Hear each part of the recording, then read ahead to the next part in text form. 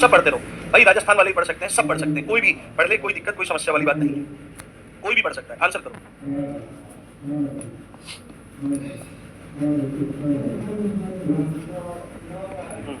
क्या हो गया? एक मिनट दोस्तों,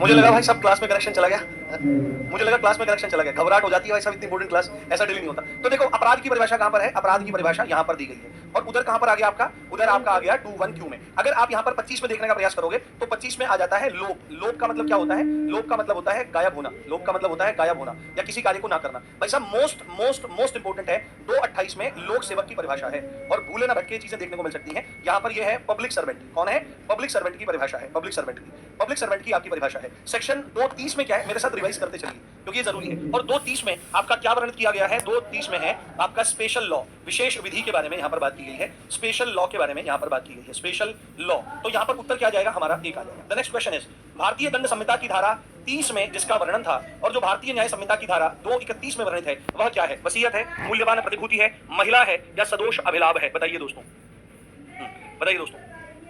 बहुत शानदार, क्या कहने। देखो मेरे भाई, अगर पेपर में आएगा तो ये भी बहुत जरूरी आपके लिए है। वसीयत, वसीयत बहुत पूछा जाता है, तो वसीयत ध्यान रखना है। वसीयत 2:34 में है। कितने में है? 2:34 में। अगर भाई सब क्वेश्चन यहां से आए और तुम गलत करके आए तो जहां मिलोगे वहीं पटकूंगा उठा के। बाद में चाहे तुम मुझे कुटवा देना, वो बात अलग है, पर जहां मिलोगे वहीं पटकूंगा अगर तुमने यहां से क्वेश्चन गलत करे। मेरे को चाहिए वर्दी, मेरे को चाहिए सितारे, मुझे मिलना है यार आपसे।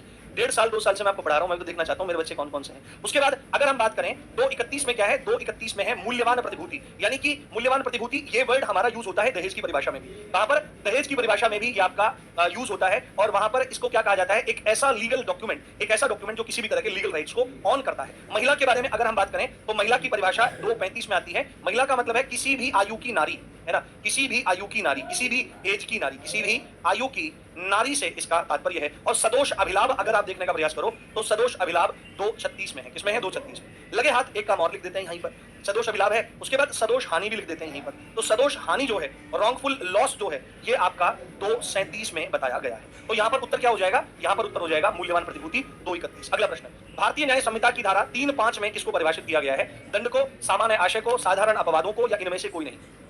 हाँ, कोई फालतू डिस्कशन नहीं मेरे भाई, बस सिर्फ पढ़ो, आंसर करो, समझो, और कुछ नहीं, और कुछ नहीं। बाकी बातें हम लोग बाद में करेंगे, ठीक है? तो ये जो 3-5 है, ये जो 3-5 है, जैसे कहते हैं ना लोग ज्यादा 3-5 मत करे, मतलब कोई आदमी बहस करने लगता है तो उसको कहते हैं 3-5 मत करे, सीधी सीधी हमारे साथ क्या कर, हमारे साथ अपनी सहमति बना। तो 3-5 जो है ये बाबू कॉमन इंटेंशन है, सामान्य आशय। ये क्या है? ये सामान्य आशय के बारे में बात करता है। और कॉमन इंटेंशन, ये क्या है इंग्लिश में? Common intention.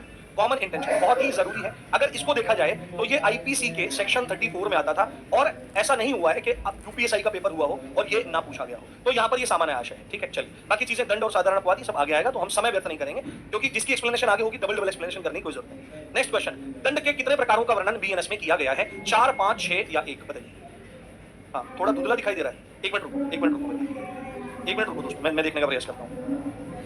हाँ, 1 सेकंड रुको, मैं थोड़ा ना क्वालिटी सही करता हूँ, हो सकता है इसमें। मेरे को बताना, मेरे को बताना कहाँ पे आपको सबसे ज्यादा क्लियर दिखाई दे रहा है। मेरे हिसाब से यहाँ पे ठीक है, यहाँ पे ओके, डन। हाँ चलिए, चलिए ठीक है, बहुत बढ़िया। ध्यान से देखें तो सबसे पहले अगर इसकी बात करी जाए दंड के प्रकारों का वर्णन, तो यहां पर ध्यान रखना है बीएनएस की धारा।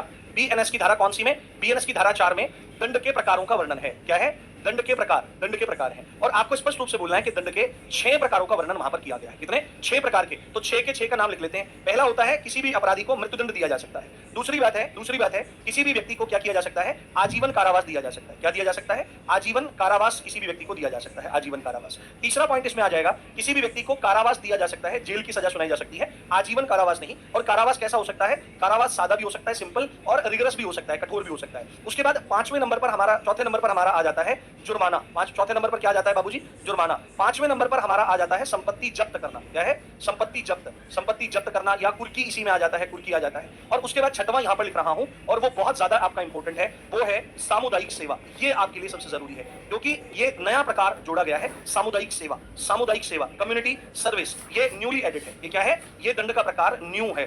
अब मैं एक चीज पूछना चाहता हूं आपसे कि सामुदायिक सेवा की परिभाषा बीएनएसएस की कौन सी धारा में है? हाँ, कौन सी धारा में है? हाँ, पहले आईपीसी में काला पानी हुआ करता था, यहां पर नहीं है, उसकी जरूरत नहीं है, वो तो अंग्रेज लगाते थे। बताओ।